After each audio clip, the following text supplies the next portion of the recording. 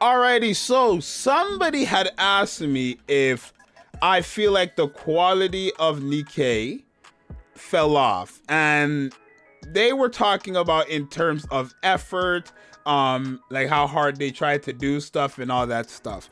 Now, I don't know how it would feel months ago, but do I want to say the quality of Nikke fell off in terms of how they go about things, right? I think after this ReZero collab, a lot of people have seen that, correct, chat? Like, we could definitely see, like, I don't want to say they didn't put in effort, but they didn't put in effort, right? Because Amelia's gacha costume skin was a skin of a Nikke character. And same thing was for Rem's free skin. Her skin was Soda's skin. And I get it. Rem and Ram are made so they have that stuff. But did the quality fall off? I don't know. I don't feel like Nikke is lazy, if that's what we're asking, right? I feel like in terms of quality, their focus hasn't been on the game, obviously. I think they're likely to come back because April Fool's was fun, right? Well, I don't...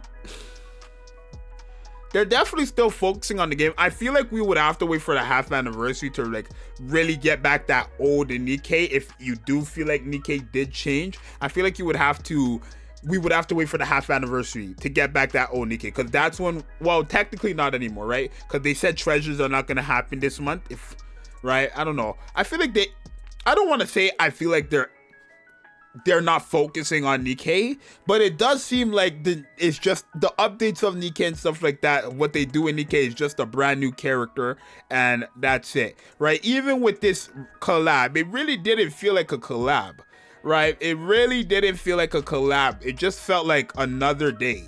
You know what I mean?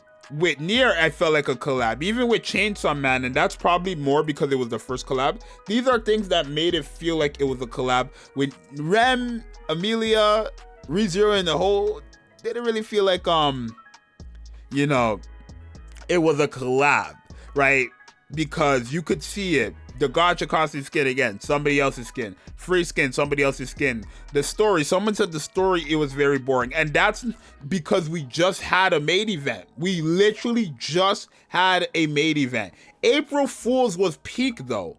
So maybe I feel like they were putting way more, they definitely put more effort into the April Fool's event than they did for ReZero, which is embarrassing in a way, because it's like, ReZero is a collaboration, right?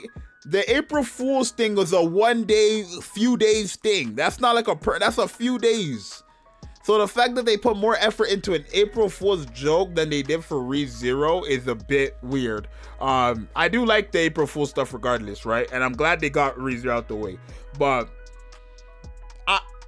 it's like I say all the time, the more and more Nikke goes by without them adding some type of new content, the more and more it's going to start feeling like they got lazy, or the quality fell off, or they don't care, right? Because when you just constantly drop a new game, and this is the problem I had with Bleach Brave Souls as well, right? When you have a game that does nothing but add new characters to defeat old content that the last 25 characters could defeat with ease, it's like, what am I doing? Right? Now, I'm not asking them to come out and make the hardest content ever for people, because that's still going to be problematic. But add something new that allows us to be busy, you know, more than just 5 minutes. You know what I mean? Because it's like, if I say it all the time, element tower, weapon tower, one of the two, make it that we can do one of those two. I promise you, you will not hear complaints for months. You will not hear complaints for months. Add a weapon tower, add an element tower, whatever you want to do. You will not hear complaints for the community for months. But when you just keep dropping the new best character in the game, or a really good character, they don't do the new best character in the game, but then you keep adding really good characters, and they're like, wow, you know, to content that we could already beat, it's not really that great. Now the story, right? The story, a lot of people who I feel like complain about Nikke, or at least the content, aren't even done story, right? Me, I'm not even done story, right? And that's just because I don't focus on it, bro. I don't rush out the story anymore. There's just no point. Because if I rush out the story, right, it's like, then I'm only going back to, if I rush out the story, I'm just going back to special interception, and then also, what's it called, tower, which I do now, PvP if you do that in general, and then also your other stuff like the regular daily missions and etc, right? The only time I feel like you are feeling like you're doing something different in Nikke is when they have solo raids. Because union raid, right, I'm not a whale in Nikke, but my union raid is done day one because it's a group activity. My union raid is done day one because it's a group activity. So the only time I genuinely feel like I'm doing something different in Nikke is when they have the solo raid. It's when they have solo raid. And again, in solo raid, I don't mind using good characters or anything like that, but I feel like, I don't know, I feel like their efforts aren't really going into the right things, right? I don't know, maybe it's just a me thing, but I feel like their efforts nowadays aren't going into the right things, right? I don't know what Nikke has been planning. I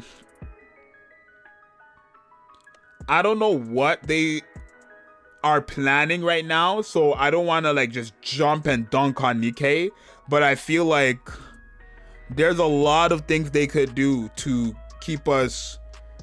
I mean, and Nikke is not, I say it all the time, that's why I'm always surprised when I see Nikke still making like big money, because Nikke was a game like off jump, it's not a game that should be making the money they're making, right? And like you can look at it and be like, oh, they have, you know, boobs and tits or ass and tits or whatever, right? But it's like other games have it but more, and they're not even making $1 million.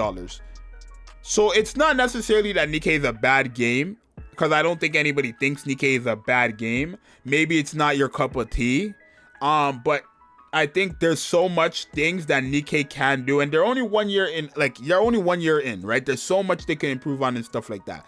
But I think that that's really what they should focus on this year. That's what I was kind of hoping they would do this year, 2024. They would focus more on adding content rather than just new characters, right? I'm not saying don't add new characters, but like, when is the last time we got an update where we got a new character with something actually new in terms of content?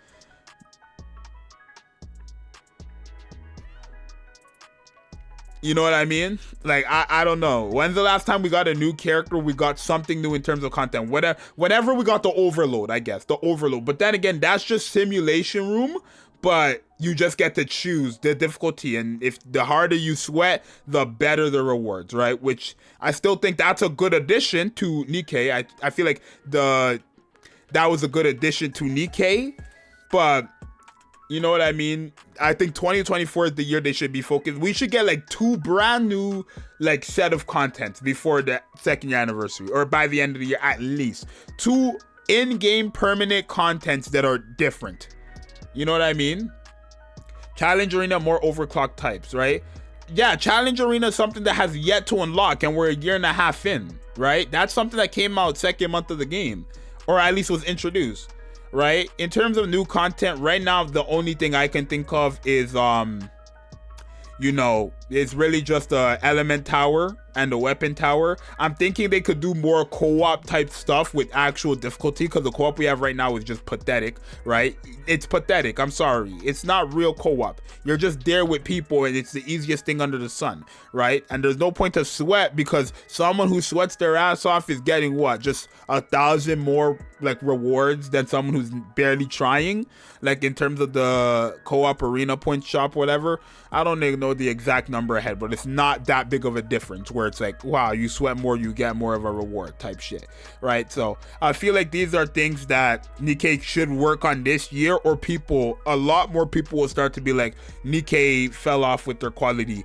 Nikke doesn't feel like how it did a year ago, etc, etc, etc, right? And that's just how it happens with every game, right? When you have a game that's not updating the game but just adding new characters, you know what I mean? How many characters have they added and you heard from a YouTuber, a post online, or somewhere that this is another addition to one of your 5 teams?